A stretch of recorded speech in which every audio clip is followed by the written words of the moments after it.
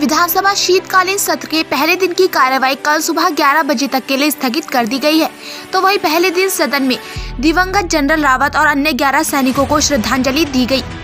शीतकालीन सत्र के पहले दिन सदन में मुख्यमंत्री पुष्कर सिंह धामी सहित सभी सदस्यों द्वारा दिवंगत सीडीएस जनरल रावत और शहीद हुए अन्य 11 सैनिकों को श्रद्धांजलि दी गई। सदन में हर किसी को अपनी शोक संवेदनाएं शहीदों के प्रति रखी, तो वहीं पूरे सदन में एकमत होकर यह प्रस्ताव रखा कि उत्तराखंड में किसी बड़े शिक्षण संस्थान का नाम जनरल विपिन रावत के नाम पर रखा जाना चाहिए, ताकि जनरल विपिन रावत के शौर्य और उनके भारतीय सेना में योगदान की स्मृति हमेशा ताजा बनी रहे।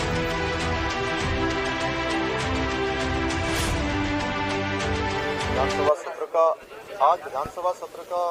पहला दिन था और हमारे देश को और विशेषकर हमारे प्रदेश को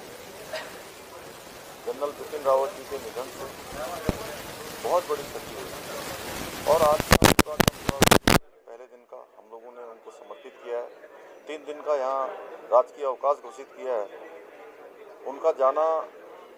हमारे पूरे भारतवर्ष के लिए, पूरी सेना के लिए, सभी लोगों के लिए, आम जनमानस के लिए बहुत बड़ी क्षति है। जिस प्रकार का एक अदम्य साहस, वीरता उनके अंदर थी और जितनी सादगी और सरलता उनके जीवन में थी, वो किसी से भी मिलते थे तो उसे अपना बना लेते थे। और एक अलग प्रकार का उनका कार्य करने का तरीका, हमेशा छोटी छोटी चीज़ों पर उनकी अति संवेदनशीलता और पहाड़ के प्रति कि यहाँ का कैसे पलायन रुकेगा, यहाँ पर कैसे रोजगार के अवसर होंगे, यहाँ पर जो सैनिक परिवार हैं उनके कल्याण के लिए कौन सी योजनाएं अच्छी हो सकती हैं, शिक्षा के क्षेत्र में क्या हो सकता है, जब भी मिलते थे।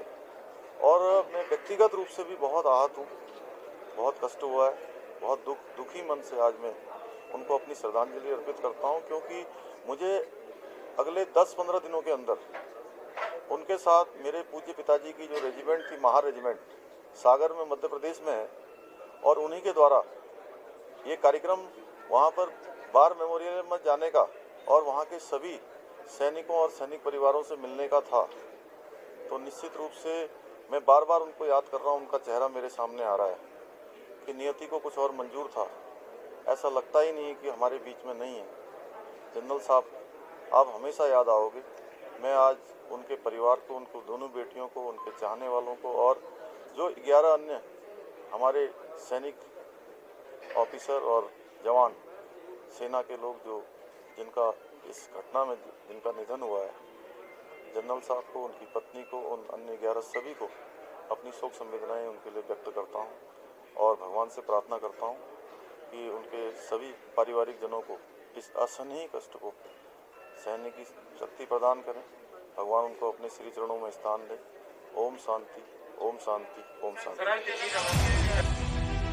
विधानसभा सत्र स्थगित करने के बाद मीडिया से बातचीत करते हुए विधानसभा अध्यक्ष प्रेमचंद अग्रवाल ने कहा कि आज पूरा सदन शोकाकुल था और हर किसी ने अपनी संवेदनाएं दिवंगत जनरल विपिन रावत और अन्य शहीद हुए 11 सैनिकों के प्रति रखी, और जिस तरह से उत्तराखंड अपने एक वीर सपूत को खोया है, उसको लेकर हर किसी का हृदय व्याकुल था। विधानसभा अध्यक्ष प्रेमचंद अग्रवाल ने जानकारी दी कि सदन की आगे की कार्यवाही के लिए कार्य मंत्रणा की बैठक बुलाई जाएगी और कार्य मंत्रणा की बैठक में तय किया जाएगा कि सदन का बिजनेस किस तरह से रहेगा।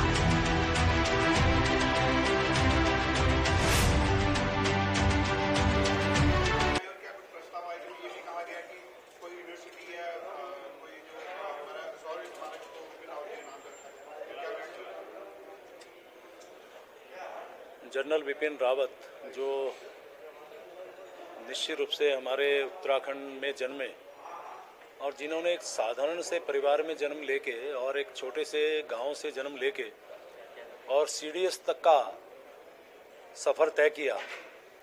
वो आज हमारे साथ नहीं है। यानी कि कल उनकी जिस प्रकार से हेलीकॉप्टर दुर्घटना में उनकी पत्नी की और साथ में 11 अन्य सैनिक अधिकारियों की एक शहादत हुई है, तो सबसे पहले तो मैं उनको श्रद्धांजलि अर्पित कर रहा हूँ। आज हमारे इस सदन ने पूरे सभी सदस्यों ने बहुत ही भरे मन से उनको अपनी श्रद्धांजलि व्यक्त की है। और निश्चित रूप से जिस प्रकार से वो एक असाधारण योद्धा, जिस प्रकार से वो देखने में सरल सौम्य लगते थे, वहीं उनके अंदर की जो इच्छा शक्ति, जो दिखती थी वो चाहे सर्जिकल स्ट्राइक हो या अन्य जो भी इस प्रकार के घटनाक्रम रहे हों, उसमें उनकी अहम भूमिका रही है। हमारे एक एक सदस्य ने उनके बारे में जो विचार व्यक्त किए, मुझे लगता है उसे समय से बांधना तो बहुत मुश्किल था, लेकिन सबकी एक ही भावना थी कि ये उत्तराखंड की क्षति नहीं, पूरे देश की क्षति है और ये हमेशा हमें याद आते रहेंगे, उनके काम याद आते रहेंगे। और जिस प्रकार से उनका उत्तराखंड से लगाव था और उन्होंने कहा था कि हम अपने इस सेवानिवृत्ति के बाद मैं उत्तराखंड की ही धरती पे एक गाँव में बसना चाहता हूँ, जिसके लिए उन्होंने अपनी कार्रवाई भी प्रारंभ की थी। तो आज तो हमारे प्रत्येक व्यक्ति का मन बहुत दुखी है और सभी की एक मत राय निकल के आई कि हमारा उनकी याद चिरस्थायी रहे। उसके लिए कोई बड़े संस्थान का नाम, जिसमें मैंने भी कहा है और माननीय मुख्यमंत्री से मैंने चर्चा भी की है अलग से, कि उनके नाम से एक कोई बड़े संस्थान का नाम रखा जाए, ताकि उनका याद तो रहे ही ताज़ा, लेकिन हमारे जो ये देवभूमि है, जिसे हम वीरों की भूमि भी कहते हैं, आने वाले टाइम पे हमारी पीढ़ी उनसे प्रेरणा ले सके। तो ये सारी बात आज हमने की है और हमने जैसा कल निर्णय लिया था कि उनके श्रद्धा सुमन अर्पित करने के बाद, उनको अपने भावांजलि देने के बाद, उनको श्रद्धांजलि देने के बाद हम लोग सदन को पूरे दिन के लिए स्थगित करेंगे। अभी हमने सदन स्थगित किया है और कल से फिर हम अपनी अगली कार्रवाई प्रारंभ करेंगे। वहीं सदन के दूसरे पक्ष विपक्ष ने भी अपनी संवेदनाएं जनरल विपिन रावत के प्रति रखी। नेता प्रतिपक्ष प्रीतम सिंह ने कहा कि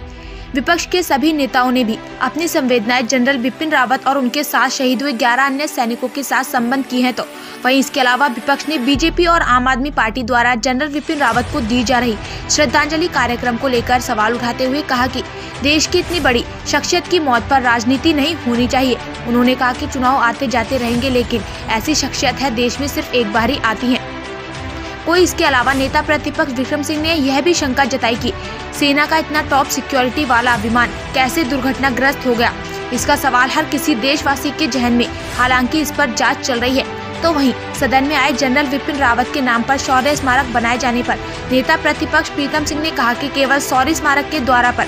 जनरल विपिन रावत का नाम लिख देना है एक फ्री होगी। उन्होंने कहा कि प्रदेश के अन्य शिक्षण संस्थानों के नाम भी जनरल विपिन रावत के नाम पर रखे जाने चाहिए।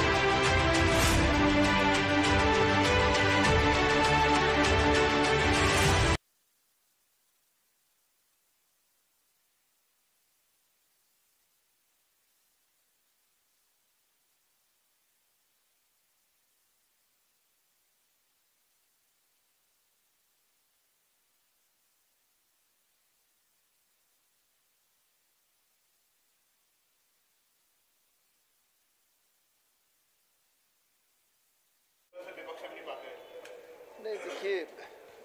आज सदन के अंदर स्वाभाविक बात है कि देश ने अपने सीडीएस को खोया है। उनकी पत्नी उस चॉपर क्रैश में उनके साथ थी और 11 अधिकारी और जेसीओज को हमने खोया है। तो आज सदन में प्रत्येक साथी ने शोक संतप्त परिवार को अपनी संवेदनाएं भेजने का काम किया और साथ ही साथ हम कहना चाहते हैं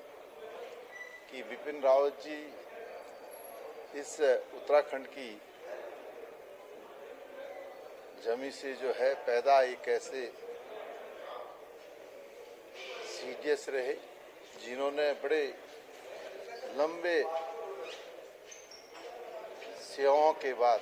इस मुकाम को हासिल करने का काम किया।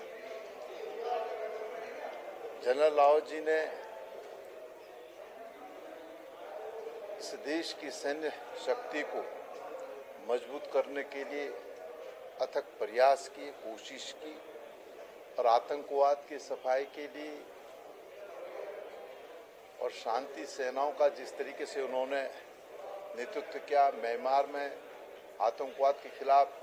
उनके नेतृत्व में जो है जंग लड़ी गई, तो मैं कह सकता हूं कि हमने एक ऐसे सेना नायक को खोया जो इस देश की सीमाओं की सुरक्षा के लिए, सैन्य शक्ति को मजबूत करने के लिए कृत संकल्प थे। आज वो हमारे बीच में नहीं रहे, उनकी पत्नी भी हमारे बीच में नहीं रही और 11 जो सैन्य अधिकारी थे, जेसीओस थे, हम उन्हें भावभीनी श्रद्धांजलि अर्पित करते हैं और देश और हम सबको और परिवार को जो है ईश्वर इतनी शक्ति प्रदान करे कि हम इस गहन दुख को जो है वहन कर सके। मैं उनकी शहादत को जो है सैल्यूट करता हूँ।